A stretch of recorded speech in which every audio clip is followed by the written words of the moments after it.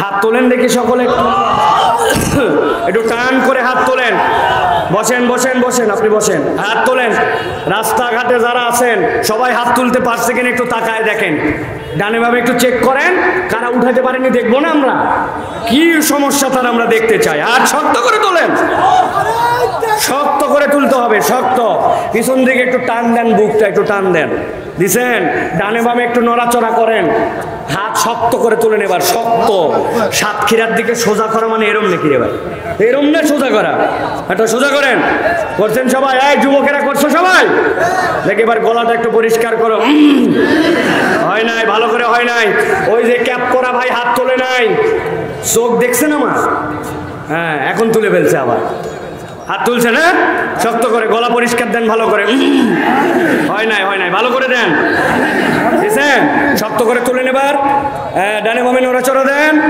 এবার বুক বরাবর নেন, এই বরাবর, হ্যাঁ এই বরাবর। এবার আমরা একটা তাকবীর দিব। ভাই পিছনের বক্সের শব্দ নাই কেন রে ভাই? আমার তো আমার গলা বলতে বলতে গলা খেয়ে ফেল। পিছন থেকে আপনার মনিটর, হ্যাঁ মনিটর কোথায়? এত বড় একটা মাহফিল, সাতক্ষীরার দিকে মাহফিলের কোনোদিন কমপ্লেন করতে হয় সাউন্ডের? মনিটর কই স্টেজে? হ্যাঁ ভাই, হাত শক্ত করা আছে আপনাদের? রেডি আছেন? আমরা যখন এবার লিল্লাহে তাকবীর বলবো, উপর দিকে হাত দুটো ছুড়ে দিয়ে আল্লাহু আকবার বলতে হবে। সামনে চালানো যাবে না, সামনে চালান যাবে?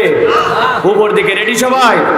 আকাশ বাতাস মুখরিত করে একটা তাকবীর দিতে চাই। আমার না প্রত্যেকদিন ওয়াজ আছে, আপনার তো প্রত্যেকদিন ওয়াজ শোনাও নাই, আজকে গলা থাকলেই কি আর গেলেই কি, এরকম একটা তাকবীর দিতে হবে। পারবেন ইনশাআল্লাহ? হিম্মত আছে তো সকলের? সব জায়গায় বলি ভাই, এক শ্রেণীর লোক থাকে, যত পাম ভর্তি দেন লিল্লাহে তাকবীর আল্লাহ, আছে না এই লোক ভাই? Brake fail, battery fuse. আজকে ব্যাটারি ফিউজ করা যাবে না, একটু আকাশ বাতাস মুখরিত করে একটা তাকবীর দিতে চাই। পারবেন ইনশাআল্লাহ? দেখে একটা তাকবীর দেন। লিল্লাহে তাকবীর, লিল্লাহে তাকবীর। আল কোরআনের আলো, আল হাদিসের আলো, তোমার নেতা আমার নেতা, তোমার নেতা আমার নেতা। আলেম ওলামা যেখানে, আলেম ওলামা যেখানে, লিল্লাহে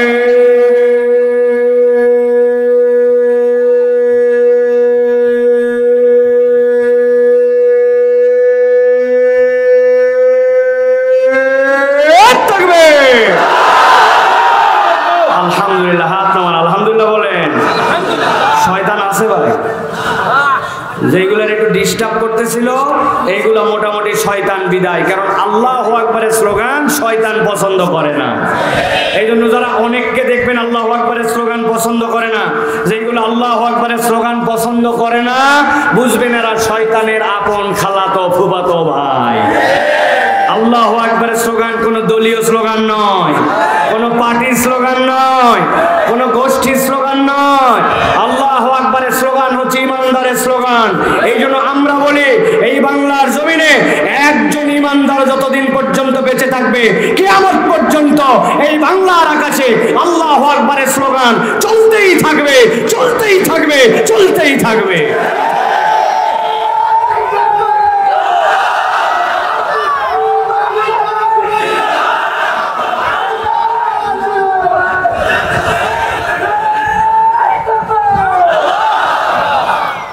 মাশাআল্লাহ। প্রিয় ভাইরা, রাত অনেক গভীর হয়েছে, কথা এখনো শুরু হয় নাই। এই জন্য প্রিয় ভাইরা, আমরা আর এদিক ওদিক না যে সরাসরি আমরা আলোচনার মধ্যে প্রবেশ করব। প্রিয় ভাইরা, আমরা কোরআনুল কারীম থেকে নির্ধারিত একটি প্রসঙ্গে অল্প সময়ে আমরা মৌলিক কথা শোনার জন্য চেষ্টা করব ইনশাআল্লাহ। আজকে আমরা যে বিষয়ে কথা শুনবো, এ বিষয়ের আগে ভূমিকাটা বোঝেন। আমার এই ফোন, আমার মোবাইলে 80% চার্জ আছে, একটা 4G সিম আছে, ধরেন 200 টাকা আছে, ইন্টারনেট আছে। একটা ছেলেকে ডাক দিলাম, ভাই ঠিক আছে, এই যে আমার মোবাইল নাও, 200 টাকার মতো আছে, দেশ বিদেশে যেখানে মন চায় এটা দিয়ে কল করো। ওই ছেলে আসছে, আসার পরে বলবে হুজুর সম্মান রেখেই আপনাকে বলতেছি, মোবাইলের টাকা পয়সা ইন্টারনেট ব্যাটারি সবই শুনালেন, দিলেনও কল করার জন্য বললেন, কিন্তু হুজুর আপনার মোবাইলে যে ফিঙ্গার লক আছে, প্যাটার্ন দেওয়া আছে, ফেস লক করা আছে, ওইটা খুলে দেন, দিয়ে দেখেন কেমনে কথা বলা লাগে। কথা বলেন ঠিক কিনা? তার মানে কি বোঝা গেল? তার মানে বোঝা গেল মোবাইলে টাকা পয়সা, ফিঙ্গার লক, টাকা পয়সা ইন্টারনেট সব থাকলেও যদি লক খোলা না যায় তাহলে ওই মোবাইল ব্যবহার করা সম্ভব নয়। ঠিক কিনা? ঠিক একই রকম আপনার আমার জীবনে আমরা আল্লাহ রাব্বুল আলামিনের কাছে চাই, মনে করি রব্বুল আলামিনের কাছে জান্নাতে যাব, আল্লাহ রাব্বুল আলামিনের কাছে আমরা যা সব রিওয়ার্ড পাবো, আমি যে দোয়া করব আমার দোয়া কবুল হবে, আমি আল্লাহ রাব্বুল আলামিনের কাছে গ্রহণযোগ্য হব। মনের আশা সবার আছে, কিন্তু আমাদের জীবনে বাস্তবিক পক্ষে আল্লাহর দেওয়া পদ্ধতিতে আমাদের পাসওয়ার্ডটার কোনো খবর নাই। ঠিক কি না? আজকে আমরা অত্যন্ত সংক্ষিপ্ত সময়ে, আমার পরে আপনাদের হুজুর আসবেন ইনশাআল্লাহ, আমি আপনাদের কাছে সংক্ষিপ্ত সময়ে কোরআনের আলোকে আপনাদের কাছে আজকে 3টা পাসওয়ার্ডের কথা বলতে চাই। যদি এই 3টা পাসওয়ার্ড আমরা ঠিক করতে পারি ইনশাআল্লাহ দুনিয়া আখেরাতে আমরা সফল কাম হব। বলেন আল্লাহুম্মা আমিন। কারা কারা বাদ দিবেন? আরেকটা সুযোগ দিলাম, বলেন আল্লাহুম্মা আমিন। লাস্ট একটা সুযোগ দিলাম, হাঁটতেছেন চলতেছেন, আসার সময় ঢুকতে পারতেছিলাম না, ভিতরে যত লোক মেলায় তার চেয়ে বেশি লোক। অনেকে আসছে জীবনে চটপটি পাঁপড় এগুলা খায় নাই, ওরা খাক জম্মের মতো খাক, কিন্তু আমি বলতে চাই যারা আছেন এখানে আল্লাহ যেন আমাদের উপর বরকত ঢেলে দেন, এই জন্য সকলে একটু প্রাণ থেকে বলেন আল্লাহুম্মা আমিন। তাহলে আমরা 3টা পাসওয়ার্ডের কথা জানবো এবং এটা পয়গম্বরদের জীবন থেকে আমরা শিখব। চলেন তাহলে আমরা বিতাড়িত শয়তান থেকে আশ্রয় প্রার্থনা করে সমস্বরে দাঁড়িয়ে বসে যে যেখানে আছি সকলেই আমার সাথে পড়েন আউযু বিল্লাহি মিনাশ শাইতানির রাজিম বিসমিল্লাহির